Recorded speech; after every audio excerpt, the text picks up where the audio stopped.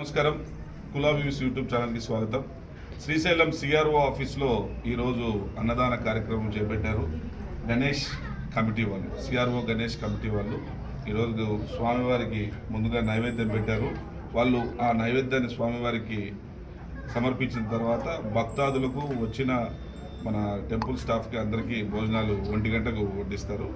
ఏ పదార్థాలు చేశారనేది మనకు చూపించడానికి ఈ వీడియో తీస్తున్నాను. ఒకసారి కొంచెం ముందుకు రండి. వీడియో ఇది మన పుదీనా రైసు, తర్వాత పనసపొట్టు బిర్యానీ, వైట్ రైసు, పప్పు, అందరికీ ఆంధ్రులకు ఇష్టమైన గోంగూర, తర్వాత ఆలు కర్రీ, పెరుగు పచ్చడి, మునక్కాయ కూర, దొండకాయ వేపుడు, ఇటుపక్కకు వస్తే మన అరటికాయ బజ్జీ, అప్పడాలు, అరటిపళ్ళు, వీటితో పాటు స్వీట్స్ కూడా ప్రత్యేకంగా కాళహస్తి నుంచి కోవా తెప్పించారు మా దేవస్థానంలో పనిచేసే వ్యక్తి కుమార్ గారు.